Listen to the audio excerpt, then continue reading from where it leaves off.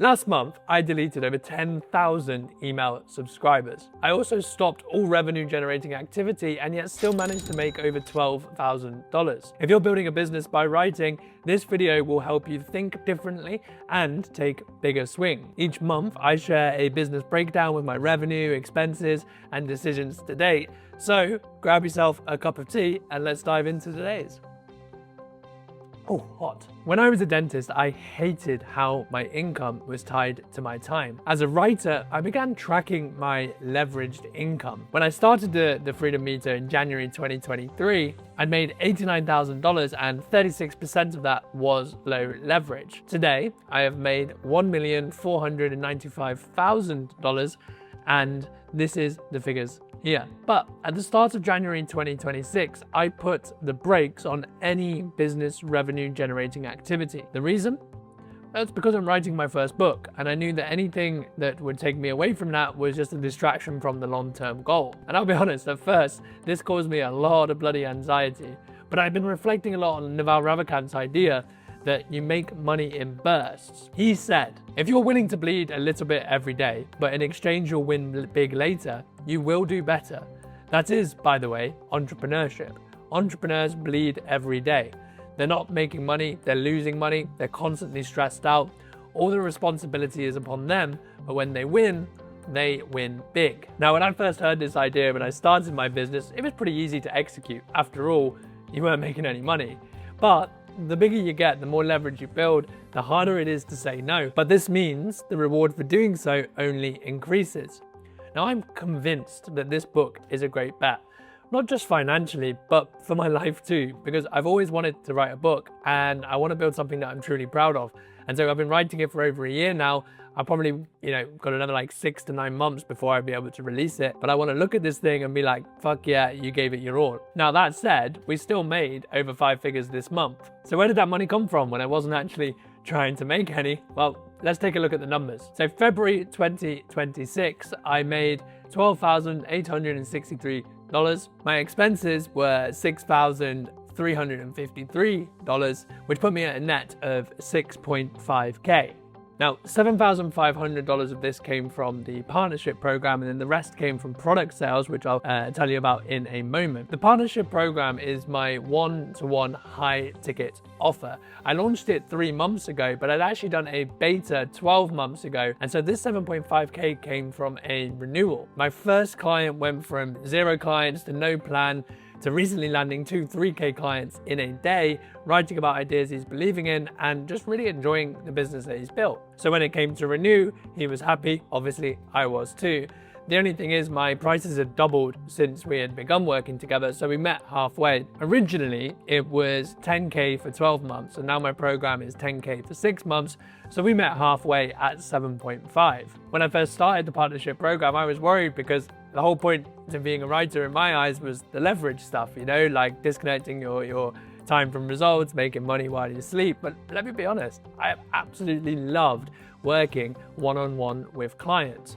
It's super high touch, you get to learn a load of stuff, and it's really rewarding to see people get results. I had a client have a 30K webinar launch this month. Another client who had just started writing online hit her first 50 readers within 3 weeks. Different levels of wins, but to me, just as fulfilling. But one lesson I've learned that if you are going to do a one-on-one program is the importance of boundaries. So I protect my time quite well. I have all my client meetings are on 1 day per month, which frees up a lot of the calendar. And I tell my clients that I'm available every day, but only after I've done my high leverage work like writing and filming. The truth is, you should be unreachable for at least half your day because you need the energy and the time for your creativity. So let's talk about the product revenue. So I mentioned I haven't done any actual launches for this. What's happening is it's completely generated through my automated welcome sequence. About 3 to 4 months ago, I set up a book funnel. So when you join my email list, you get 10 of my best emails inviting you to buy a book called The Business of Writing. And attached to this funnel is products, product upsells, the products that I built before.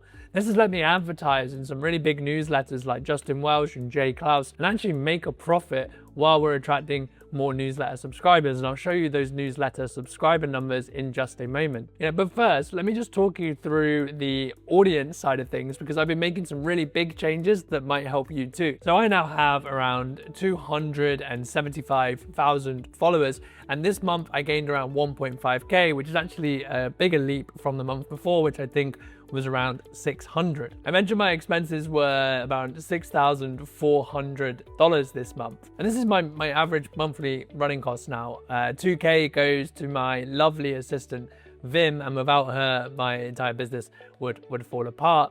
We spent a lot of money on software, so, an extra 2-3k from there. And we're spending around 1 to 1.5k on Facebook ads, which is a newer thing for us, but we're advertising at a profit, or at least breaking even.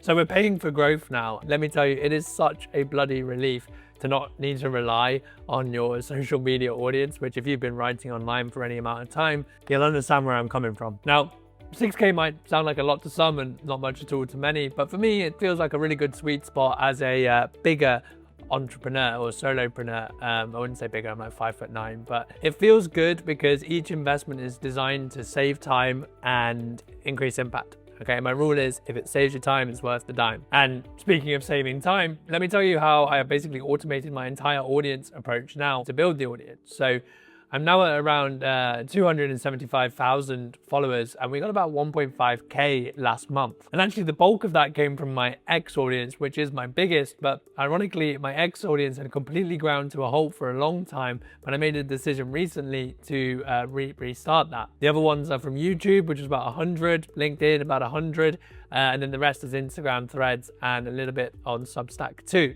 Now, I made a decision last month to pretty much purely focus on X as my written social media platform and YouTube as the video side. Why? Well, this is partly because I detest social media. I think it's shallow, toxic, and the source of most modern misery. But it's also because I actually really enjoy X, for the cesspool that it is. I initially had moved away from X because it wasn't really working anymore. It was hard to grow there. But when I removed my desire from the results and just started having fun and screwing around, it really began to pick up again. And honestly, this is a lesson I keep relearning as a writer. Nobody can compete with you if you're having fun. The cool bit now is that written social content is taking me 1 to 2 hours per month. I've posted daily on social media for over 5 years, and I've sent newsletters for about 4 years now, at least weekly. And so I just have so many ideas lying around that what we're doing is my assistant is basically repurposing everything, rescheduling everything, and I just come into my writing dashboard, edit it on the day it's going to come out to, improve the copy a little bit, and away it goes. This has helped free up a ton of space so that A, I can spend 3 hours a day on my book, and B, I can learn how to do YouTube a little bit better for you. Speaking of YouTube, we crossed 1,000 subscribers this month, and I had my first semi-viral video, which was showing a book that I read almost every day. It's actually been a lot of fun to start a new platform. I overthought the start a lot, but I'm just treating it as a game. And I think that's a really important approach for what we're doing with writing, what we're doing with business. Just keep reminding yourself the purpose is play, right? Play sounds childish, but it's just doing a thing for the joy of doing it. And that's how you keep playing the game long term. Now, let me tell you about the 10,000 newsletter subscriber deletion. But before I do, if you do want to write online, you would love my guide on how to become a writer. I go through the 4 phases that you can do to build your business through writing online. It takes 3 minutes to read. It's a full strategy that you can execute no matter what position that you're in. And I promise you, you'll enjoy it. So just take a look at the link below and let's continue. So I now have 25,760 newsletter subscribers. New subscribers this month were about 1.2k and unsubscribes were just below 500. So the net growth was 800, but as you can see on the graph, there is a horrible looking dip. And so what happens here is that every 6 months, we run an automated list clean for cold subscribers using Kit. Now, cold means they haven't opened an email for 3 months, and we send an automated sequence of about 3 emails being like, hey, are you alive? What's going on? And then adios. So when my VA texted me saying that she had removed 10,000 readers, it felt like she had chopped off my left leg. It hurt. And that pain is mostly my ego because it felt really cool to say that I had a 35k newsletter subscriber list, but also there was an underlying pain because I'm no longer sure if the strategy is the correct one.